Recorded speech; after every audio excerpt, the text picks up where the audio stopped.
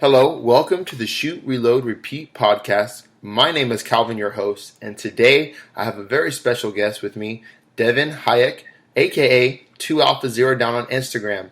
Now, Devin is a really special person because he shoots both USPSA and IDPA very competitively. He kind of bridges that gap, and so I wanted to have him on the show so that way he could talk about how he does both, because it's two different rule sets, two different sets of gear, and kind of like two different mindsets, really. So thanks for being on here, Devin. Why don't you go ahead and tell everybody where you're from, a little bit about yourself. Yeah, no, I appreciate it. Thank you for having me on, man. Bridge the gap, right? Like the gap between IDPA and USPSA. Like, is that the hate gap? Or yes. It really is. There's a lot of hate, a lot of fire there. Anyway, you probably get dirty looks both ways. Man, I'm telling you. It's silly. Anyway, I appreciate you having me on. I'll, give you the quick 50-foot up. So I'm in the Dallas, Texas area in Collin County, suburb of Dallas, a little bit north of Dallas. My family, my wife, my daughter and I, we moved here about 2 years ago. We left California, so we fled California. I don't know whichever way you want to say that. Defected. It's getting a little ridiculous, and we saw the writing on the wall and looked for a better opportunity and found it here. So really excited to be in the Texas area, the Dallas area. I've been all over Texas since we've been here. It's awesome. And, I grew up in California, so it was kind of a bummer to have to bail on it, right? Bummer, California word. It was a little rough to bail, but there really just was no option. And we had some friends that moved here over the years, and so that was really helpful in getting us settled here. But it was good, and we couldn't do the California thing anymore. But I grew up in California, Northern California, and Central Valley, actually, in the Lodi, Stockton area, which is all kind of agricultural farmland. And I grew up out in the fields with my dad. He was an agronomist, so he worked out in a lot of different fields through the years. So I spent a lot of summers just meandering around fields and finding something to shoot at, whether it was a BB gun, pellet gun, 22, 410, you name it. I was out there with just about every kind of rifle, picking off anything that moved. And that's really kind of how I got into shooting, was just from a really young age. And I would just take it out there, and it would occupy my time. I'd have to have, tons of pellets, tons of BBs, shoot at cans, shoot at anything. But it was really cool, and I always, liked it. And it was just all rifles for me, though. I didn't really get into handguns at all. So all through my youth, it was that. And then, you go to high school and you don't really care much about all that. And I wasn't stuck in the fields anymore because I could drive. So I went off to do more interesting stuff and wasn't really all about shooting. But I had a couple guns, handgun, but I just never really shot them. And when I moved to Texas, part of that was just being able to actually shoot. The laws in California were so restrictive over the years, and what they're implementing now is just insane. And so I felt like I just couldn't. Like, it was almost like you were scared to be caught with one, as silly as that sounds. Yeah. This kind of the mentality. So I didn't shoot hardly at all. And so when I moved to Texas, I'm like, I'm going to do this. Like, I'm going to start shooting. And I went and I got my CHL, and then once I got that, I decided that it was pretty, I don't know, not smart of me to be now carrying and not well trained. So I sought out some people and got some training. And once I did that, I spent some time on some outdoor ranges, drawing from concealment, shooting at moving targets, shooting on the move, doing all that kind of stuff. And I was like, wow, the indoor ranges are really super boring now. Like, what else can I do, right? Like, yeah. I can't even go to an indoor range anymore. Yeah, it's not going to cut it. And the more you learn and the further you grow, like in this sport or just with shooting in general, the more you realize how dangerous indoor ranges actually are. Yeah. So I'm not a huge fan of that anymore. But the process was, I got out there, I decided to start shooting because it was always rifles and just for fun when I was a kid. Hadn't done it in a really long time. Had a handgun that I basically never fired, that I'd owned forever. And I took it out and shot it and just got hooked and found an opportunity to get out there and shoot in something that was more interesting. And the first thing I found was IDPA, and that was September of 2017. So that was when I shot my first match and went out and learned the rules and got lots of PEs and foot faults and out-of-order calls. And, they were delighted. They got to call a million penalties. They were like a rule book's dream. Yeah, they were like, hooray, penalties. So, it was cool, though. I mean, it was fun. And I got to say about the club that I've been a part of now for almost 2 years is they're really great. And anyone who's out there thinking about getting into competitive shooting but is super intimidated, trust me, we were all super intimidated when we walked onto that course. Like, you see these guys, and some of them are geared out of their minds, and and some of them are hyper focused, and some of them are laughing and joking, and some of them just won't look at anybody or talk to anybody. It's just super intimidating, and you're out there and you're about to go, and everybody's watching you, and you don't know what you're doing. But I just want to tell everyone, that's okay. We've all been there. Yeah. And you should try it anyway, because once you try it, you're going to love it. And it's going to ruin everything else for you, too. And everyone there is super cool. I mean, it just takes a little time, like anything, to get to know people. But they're some of the most generous people with information, with time, knowledge, and honestly gear. Like, you know this, everyone who shoots competitively knows this. If there's someone whose gun goes down or they forget something or whatever, almost all of us have extra stuff. We'll gear you up in a second. Yeah, so pouches, I just whatever. Want everyone out there who's thinking about it to know, like, go do it. Just go do it, because even if you feel like you don't have the right gear, you have questions, reach out. I mean, you'd be shocked. Some of the top guys in this sport, you can reach out to on Instagram, Facebook. They'll reply. It's amazing. Yeah. Like, the access in this sport is incredible. And so that's why I really think it's fantastic. Like, everyone should go try it. But that's how I got into it. I took some classes and was doing some multi-gun classes and stuff, and, rifle, handgun transitions, and out, doing all that. And I went, man, what else can I do? And I found IDPA, and they were nice enough to let me come out and put me through the safety, briefing for the first match, and threatened to DQ me, and, and the rest is history. So, and I really think that IDPA is a great place for new shooters to start, because I agree. The courses are very short. They tell you what order to shoot the target. That's where I got my start, was IDPA. Me and my dad shot an IDPA match in Austin. A little bit, probably about, so me and you started shooting pistols competitively like around the same time. And I think it's a great place to start. So find an IDPA match, shoot a couple of those, and then you can graduate and move up to USPSA. Yeah, man. No, you know what? That's a really good point. And I hadn't really thought of it like that. But those are really great things to point out, because, everyone that I talk to from USPSA complains about the rules in IDPA, right? But you're right. The structure gives people kind of a way forward, and it makes a much easier transition to USPSA. And at least you're getting out there and you're moving in and shooting, and you're learning the game, and it's definitely a good feeder. So USPSA should take care of IDPA, because it I think without IDPA, USPSA probably would fail a little bit, because USPSA, if you've ever shot it, I don't want to discourage you, but it's very daunting. You walk up to a field course with 32 round field course, and there's a bunch of target arrays and a bunch of different positions. It could be intimidating. All right, so what I want to talk about next is you shoot USPSA and IDPA. So what divisions do you shoot for each of those two sports? Okay, so since we're talking about doing IDPA first, let's start there. So I started shooting IDPA in the SSP division, which is stock service pistol, and that's kind of like just bring what you got. And a lot of people shoot the Glock 34 in that, shoot Glock 17. I shot Smith & Wesson M&P 2.0 for my first year probably in shooting that, and that's a really great way to get started. Is just bring what you got. And get out there and do it. And then you can kind of figure out what you like and where you think you want to go. And now I shoot in the CCP division. I shoot a CZP01.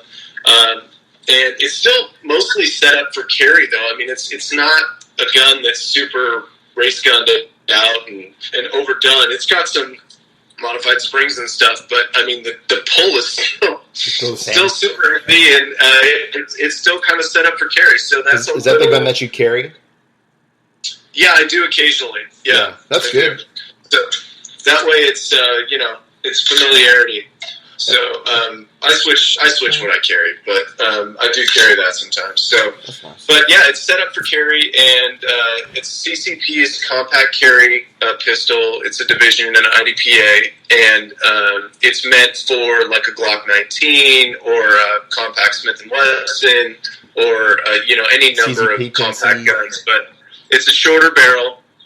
Iron sights, so you're shooting the same stuff that the Carry Optics guys are shooting, and PCC and everything else with like the smallest possible guns. So it's a challenging division, and it's a completely different setup than I shoot in USPSA. In that I shoot a Shadow 2.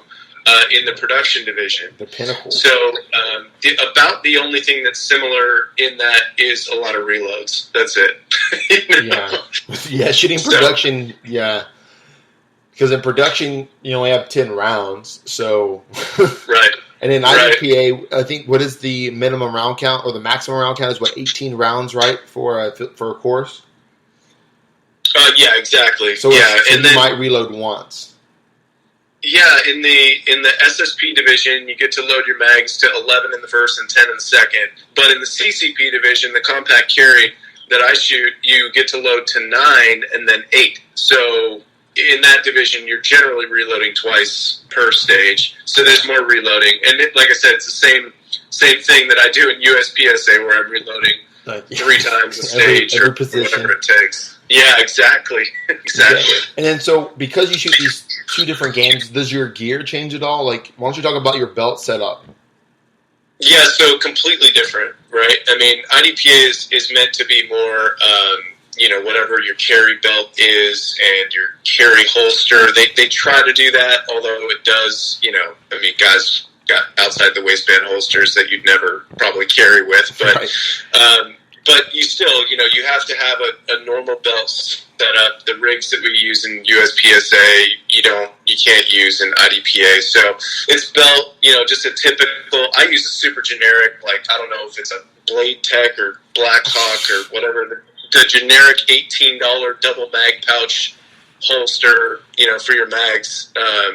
That's what I have for IDPA, and that's all I've used from the very beginning, and it's perfectly fine. And then the holster that I use for my PO1 is by Black Arch. They have that new RevCon, so it's like reversible, so you can have it as inside or outside the waistband. Cool. I really like it, and it's not expensive. Switching holsters, switching guns and all that can get really expensive because all the gear has to change. But, you can keep it pretty simple in IDPA. For USPSA, I've got the full, double alpha belt set up, double belt, the mag, all the mag pouches and all that. And I bought my Shadow 2 used, and it came with a ghost holster, and that's been fine. So I just don't, I don't get too picky about that stuff. I don't think that in the end, in the long run, at my skill level, that it's going to make a difference whether I win or not. If I have, like a super badass holster, or if I just have what it came with. So I just run what it came with, and it's been fine. Yeah, I mean, really, unless you're a top 20 guy at nationals, I don't really think your gear matters all that much. It is nice to have a quality gear, though.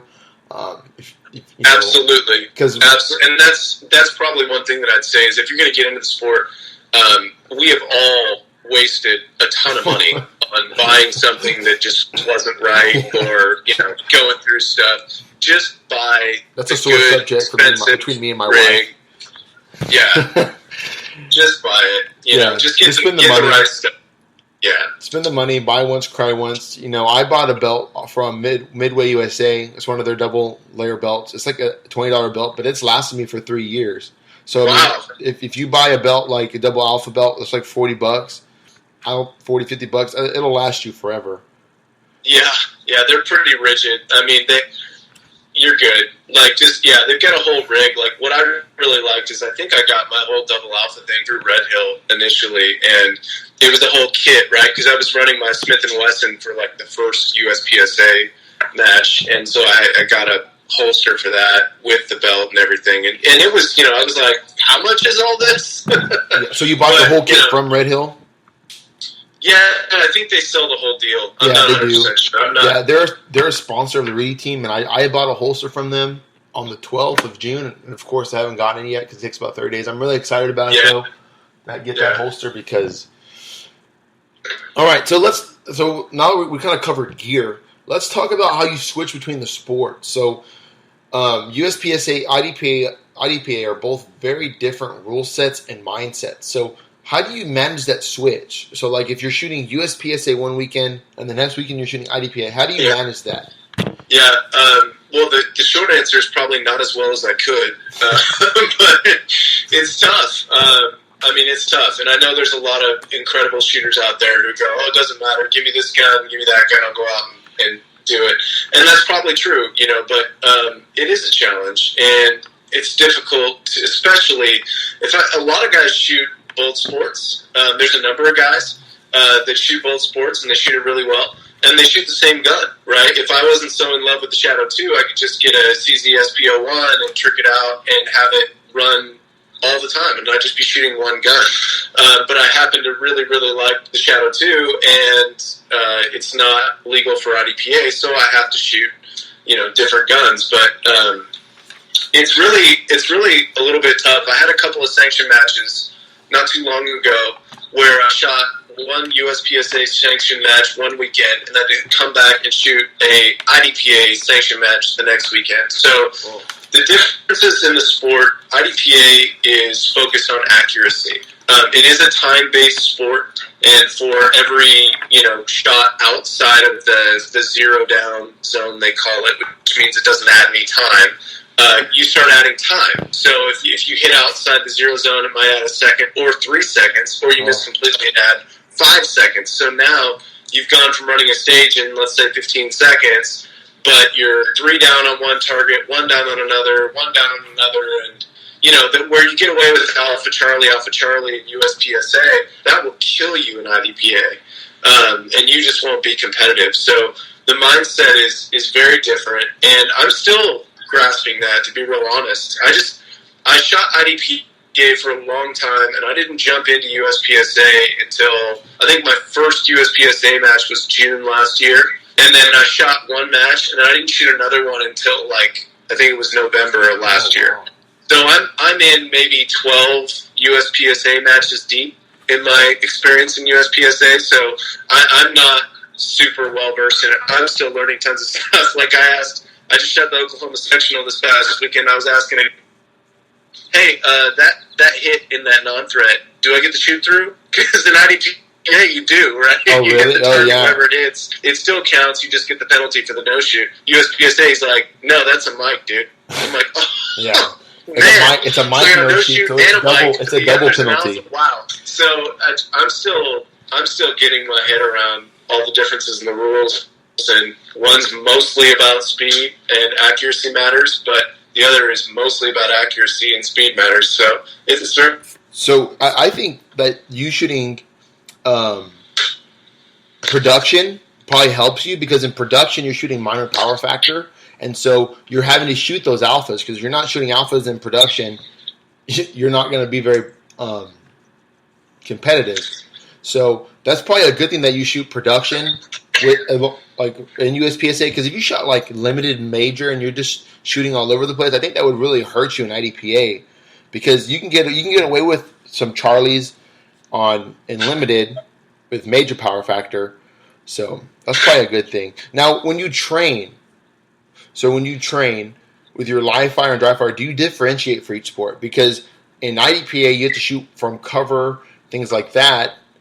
So do you change that on your training, or are you just shooting and it just translates? What I'd say is I'm trying to bring some of the things from USPSA into IDPA, actually, only because IDPA me down a ton. So when I get to USPSA, everything that I'm doing is so much slower so I just have to speed way up. I have to think totally differently.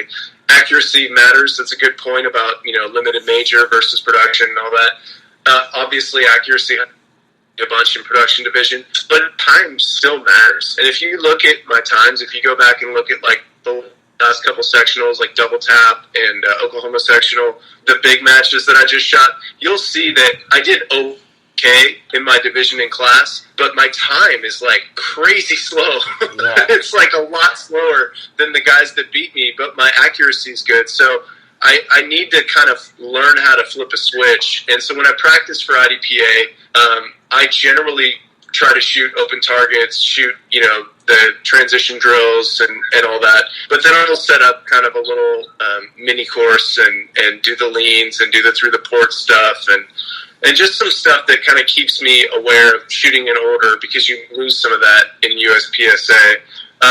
For USPSA, it's all about like the Blake drill, accelerator drill, like just drills really. Like I don't need to run stages for USPSA. I just need to remember to speed up.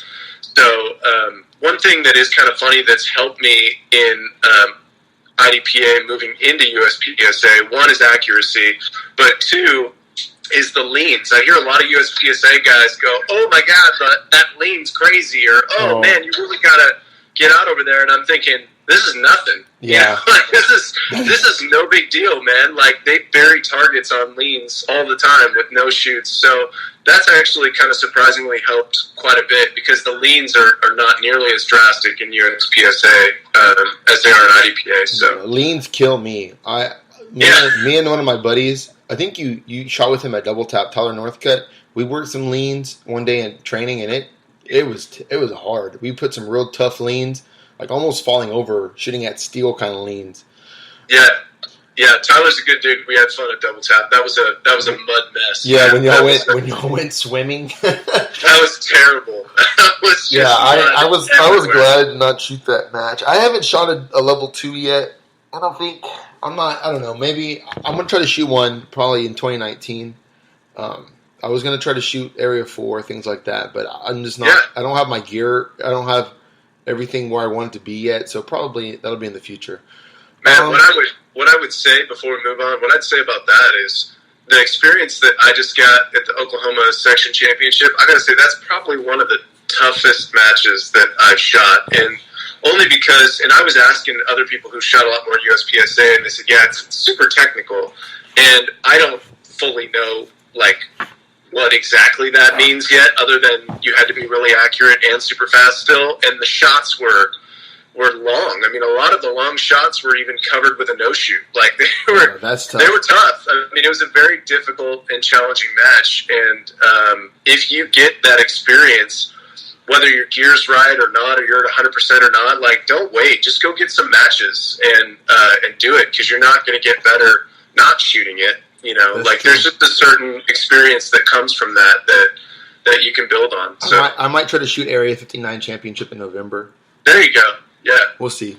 If not, I definitely want to do Double Tap. I've always wanted to shoot Double Tap. My little brother lives up in Wichita Falls, so I'm definitely going to try to shoot that one next year with my dad, because my dad lives in Lubbock, so maybe we can try to squad together next year or something. It'd be really fun.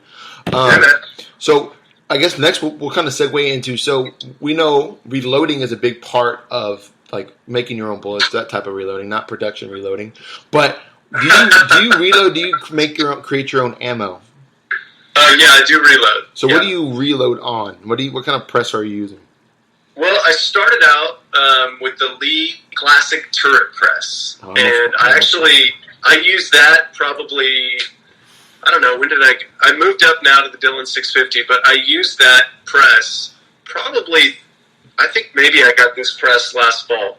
So I used it for quite a while, that Lee Classic Turret, and that's if you're not familiar with reloading, it basically, the handle moves the base, and so at every station, something else is happening to the bullet. So it's one bullet at a time, and the handle pull moves it to the next station. So it's basically 4 pulls per bullet. So it's almost like a progressive press, but you can only do one bullet at a time. Yeah, exactly. Yeah, that's it. That's so probably you a good place to start, though. Well, it was I think it was good, and I've heard a lot of people go, nah, just go straight to 650, and they're probably right. I mean, you can learn it, and it's good. It saves you time and money. But I learned a lot because I didn't know anything about reloading, and it was super, super intimidating because you hear all these people talking about, oh my God, you're going to blow yourself up, and all that, and you're going, why am I doing this again? I can just go buy ammo. Like, how much why money? Am I doing this? How much money am I saving exactly? Yeah, and you're like, is it really a good trade-off? So, it was definitely a learning curve, but I had some really, really good help along the way. One of the guys, the reloading station, George, is tremendous for knowledge and information. He would get texts from me, and he'd be like, what the hell? Like, what are you doing?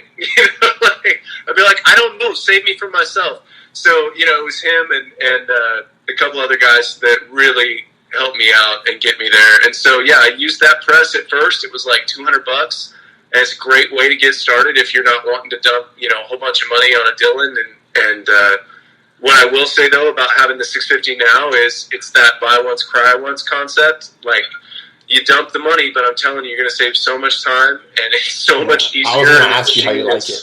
I love it. Do you have a case feeder on it? I do, yeah. I got it from a guy who was selling it because he just got the 1050. And he was like, I don't need this thing anymore. And he's done all the little add-ons to it. It's got the case feeder and the roller handle and the strong mount and all that kind of junk. Bearing upgrades and all that. So I got mine already, ready to go. And that was kind of nice, not having to set it all up and do that.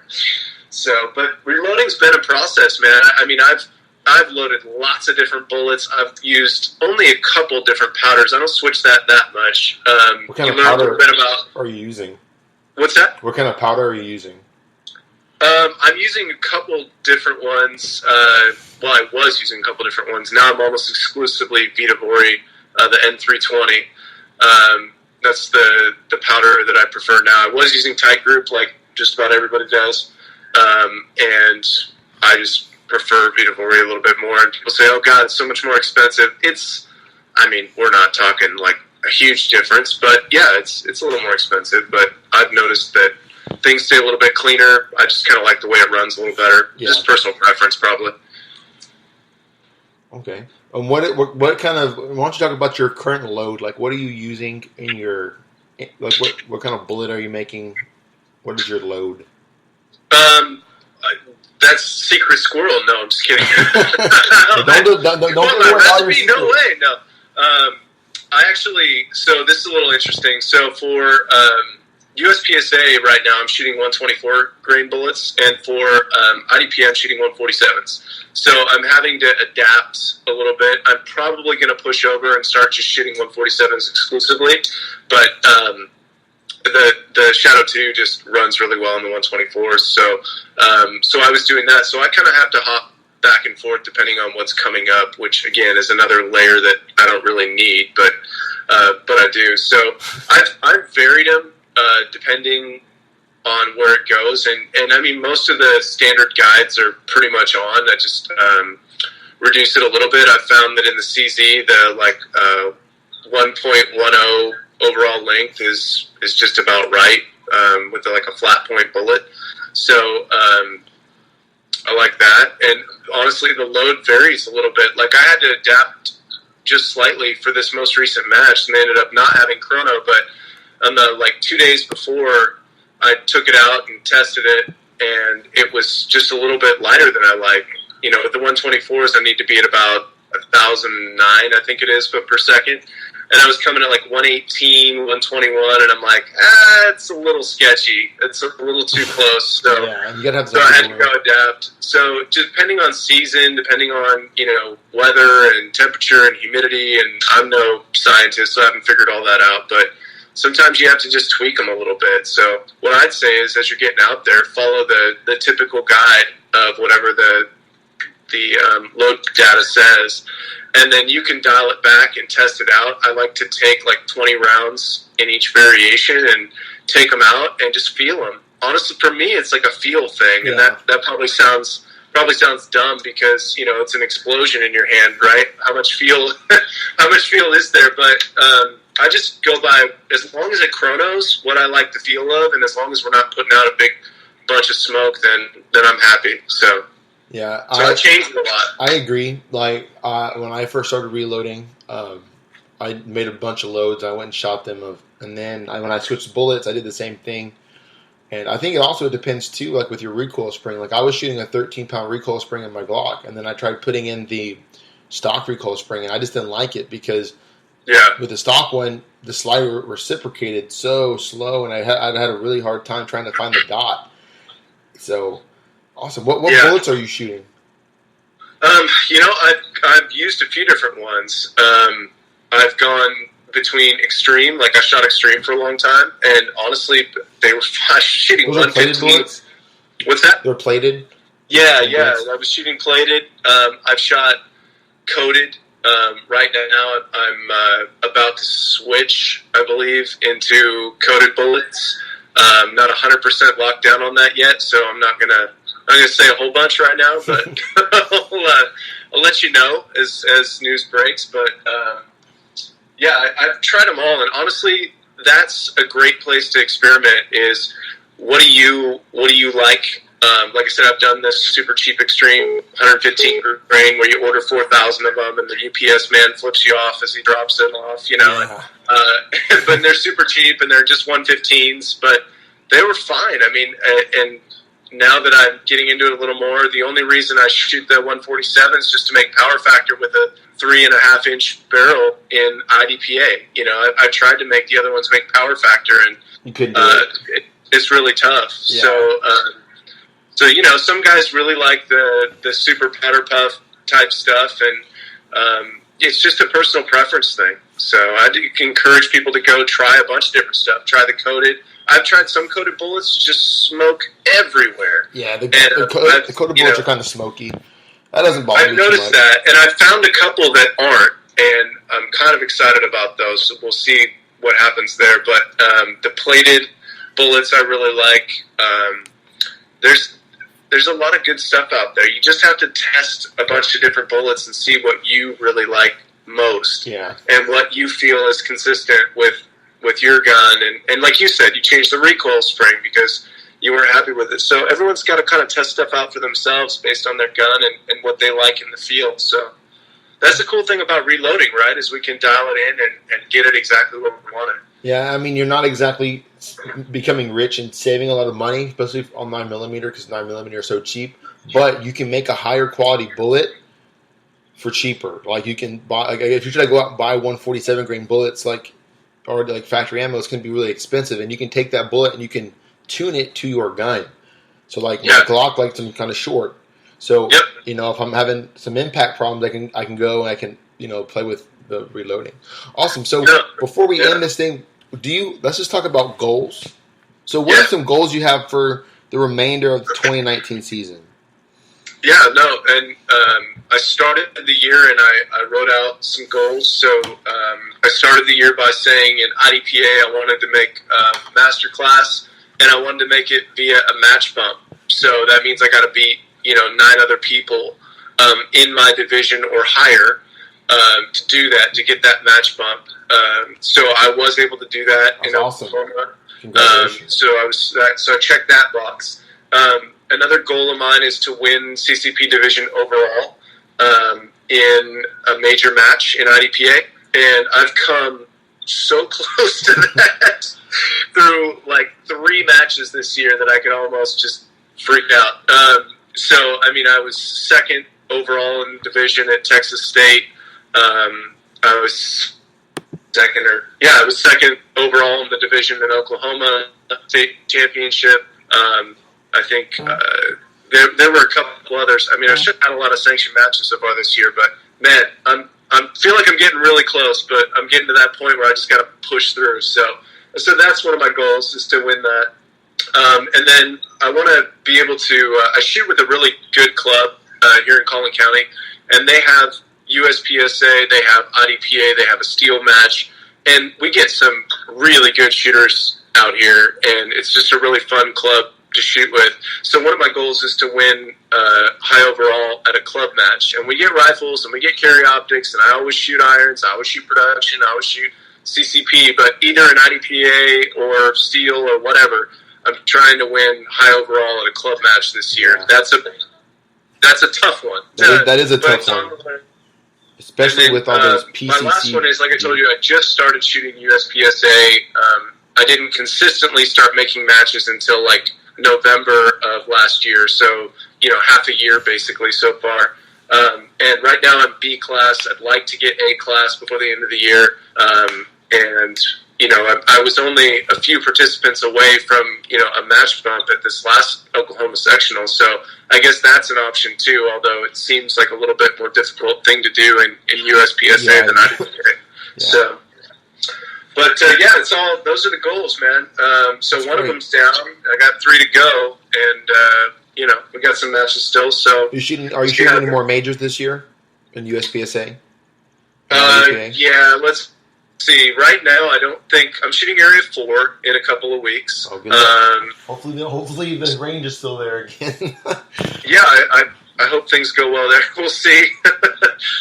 So that should be a fun match. I got a really good squad. I'm looking forward to that one.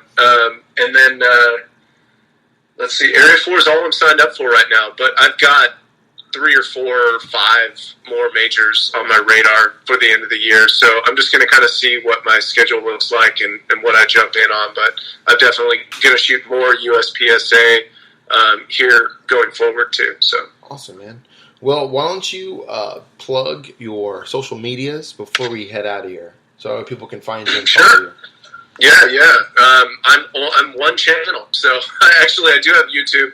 I've been terrible at making videos for it lately, so it's probably a waste of your time. But I'll get back on it, I swear. But right now, it's just Instagram, and that's the number 2 alpha_0 down, and it's spelled 0 down is spelled out. So 2 alpha 0 down on Instagram, and that's really the only channel that I mess with. So I put up match videos.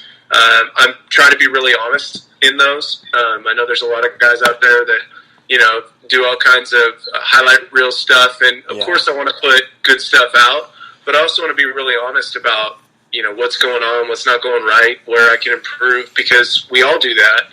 And I think that it's a little harder for new people to get into the sport if we're always only showing how incredibly fast we were on that plate rack, or, like how we shot this super long target, or transitions or our splits are so low, So I try to be as real as possible on that. And people have asked me questions. I'm always available through direct message. If you're looking to get into the sport and you have questions, I'm happy to answer them. So yeah, that's it. Awesome, man. Well, I really appreciate you, being on the show with me today. I know you said that when we first talked, that you didn't feel like you were, eligible or able to do it, but you have more experience than I do, so maybe you should run the podcast and I'll just go shoot matches. But I appreciate it, guys. Make sure you go follow Devin on Instagram. He's a really good dude. Even though he shoots IDPA, we'll forgive him for that, but it'll be all right. There it was. Just a couple housekeeping things. I think we're going to be doing a listener question, so check out Facebook and my Instagram. That way you can find and answer and ask some questions, and my dad and I will do our best to answer them. That's anything else you want to add before we leave? No, I appreciate the time, man. And can I plug the nonprofit that I support real quick? That's fine. Yeah, go ahead, man. Yeah, I did a match at Double Tap where we did a fundraiser. It was like a per alpha, like a jogathon type concept. We let people pledge. I'm going to do another one, hopefully before the end of the year. But Operation Underground Railroad is a fantastic nonprofit. They are working to end human trafficking, specifically child sex trafficking, which is a huge uptick. It's important to me because I have a young daughter, and you don't have to have a young daughter for it to be important to you, but no one should live that way. No one should be held captive, and especially in that type of scenario. So I just want to try to raise awareness that this is happening in 2019, and it happens every day, and people live in it. And they're doing a really good job to get it addressed. And they have really cool strike teams. So they take former special forces and dudes in, and they actually go in and rescue people out of these situations. So they're very aggressive in That's how they awesome. treat this problem. So I thought that was really cool. Their website's rrescue.org. You can find them at rrescue on social media. So, check that out. I appreciate it. And I'll link all that in the description as well, the show notes. Yeah. So that way y'all can do that. Awesome. Well, y'all go and support that, guys. Thank you guys for listening. This was the Shoot, Reload, Repeat podcast. Remember to shoot fast and don't suck.